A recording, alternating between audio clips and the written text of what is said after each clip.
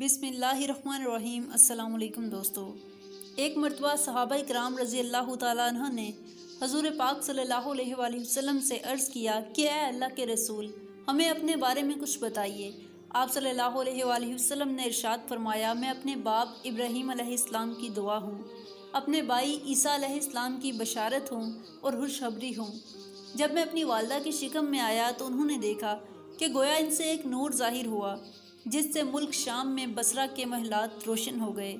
حضرت آمنہ رضی اللہ تعالیٰ عنہ نے حضرت حلیمہ رضی اللہ تعالیٰ عنہ سے فرمایا تھا کہ میرے اس بچے کی شان نرالی ہے، یہ میرے پیٹ میں تھے تو مجھے کوئی تھکن اور بھوک محسوس نہیں ہوتی تھی۔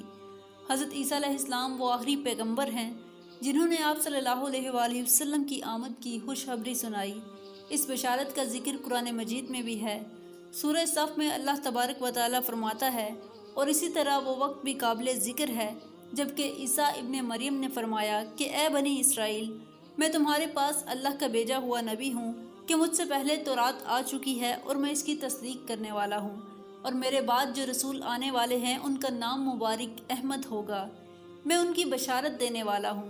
اب چونکہ حضرت عیسیٰ علیہ السلام بشارت سنا چکے تھے، اس لیے ہر دور کے لوگ آپ صلی اللہ علیہ وآلہ وسلم کی آمد کا بے چینی سے انتظار کر رہے تھے، اور ادھر آپ صلی اللہ علیہ وآلہ وسلم کی پیدائش سے پہلے ہی حضرت عبداللہ انتقال کر گئے تھے۔ سابقہ کتب میں آپ صلی اللہ علیہ وآلہ وسلم کی نبوت کی ایک علامت یہ بھی بتائی گئی ہے کہ آپ صلی اللہ علیہ وآلہ وسلم کے والد کا انتقال آپ کی ولادت سے پہلے ہو جائے گا۔ حضرت عبداللہ ایک تجارتی قافلے کے ساتھ تجارت کے لیے جا رہے تھے، اس دوران بیمار ہو گئے اور کمزور ہو کر واپس لوٹے تو قافلہ مدینہ منورہ سے گزرا تو حضرت عبداللہ اپنے ننیال کے ہاں ٹھہرے۔ 1 ماہ تک بیمار رہے اور انتقال کر گئے، انہیں وہیں دفن کر دیا گیا۔ تجارتی قافلہ جب حضرت عبداللہ کے بغیر مکہ مکرمہ میں پہنچا اور حضرت عبد المطلب کو پتہ چلا کہ ان کے بیٹے بیمار ہو گئے ہیں اور مدینہ منورہ میں اپنے ننیال میں ہیں، تو انہیں لانے کے لیے حضرت عبد المطلب نے اپنے بیٹے زبیر کو بھیجا۔ جب یہ وہاں پہنچے تو حضرت عبداللہ کا انتقال ہو چکا تھا۔ مطلب یہ کہ آپ صلی اللہ علیہ وآلہ وسلم اس دنیا میں اپنے والد کی وفات کے چند ماہ بعد ہی تشریف لائے۔ حضرت ابن عباس رضی اللہ تعالیٰ عنہ کہتے ہیں کہ حضور پاک صلی اللہ علیہ وآلہ وسلم اس دنیا میں تشریف لائے تو جو نال بچے کی ماں سے جڑی ہوتی ہے، جس کو بچہ پیدا ہونے کے بعد دایا کاٹتی ہے، وہ پہلے سے کٹی ہوئی تھی۔ حضرت عبد المطلب یہ دیکھ کر بے حد حیران ہوئے اور خوش بھی ہوئے۔ وہ کہا کرتے تھے میرا بیٹا نرالی شان کا ہوگا۔ آپ صلی اللہ علیہ وآلہ وسلم کی پیدائش سے پہلے مکہ کے لوگ خوش سالی اور قحط سالی کا شکار تھے، لیکن جوں ہی آپ صلی اللہ علیہ وآلہ وسلم کے دنیا میں تشریف لانے کا وقت قریب آیا تو بارش برسنے لگی، خشک سالی دور ہو گئی، درخت ہرے بھرے ہو گئے اور پھلوں سے بھر گئے، زمین پر سبزہ ہی سبزہ نظر آنے لگا۔ پیدائش کے وقت آپ صلی اللہ علیہ وآلہ وسلم اپنے ہاتھوں پر جھکے ہوئے تھے، سر آسمان کی طرف تھا۔ ایک روایت میں آتا ہے کہ گھٹنوں کے بل جھکے ہوئے تھے، مطلب یہ کہ سجدے کی حالت میں تھے۔ آپ صلی اللہ علیہ وآلہ وسلم کی مٹھی بند تھی اور شہادت کی انگلی اٹھی ہوئی تھی۔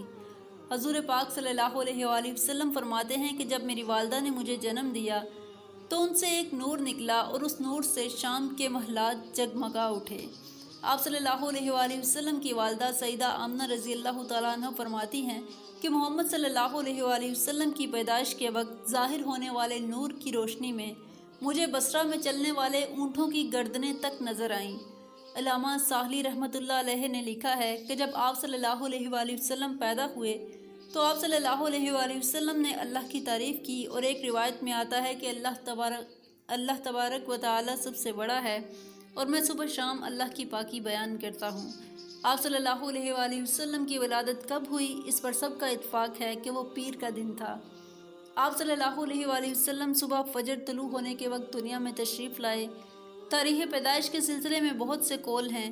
ایک روایت کے مطابق 12 ربیع الاول کو پیدا ہوئے اور پیر کے روز آپ صلی اللہ علیہ وآلہ وسلم نے مدینہ ہجرت فرمائی اور پیر کے روز ہی آپ کی وفات ہوئی۔ آپ صلی اللہ علیہ وآلہ وسلم اللہ کے آخری رسول اور نبی ہیں۔ آپ کے بعد کوئی نبی نہ آئے گا اور نہ ہی ہوگا۔ اللہ تعالیٰ سے دعا ہے کہ وہ ہمیں پیارے نبی حضرت محمد صلی اللہ علیہ وآلہ وسلم کے اسوہ حسنہ پر چلنے کی توفیق عطا فرمائے، آمین۔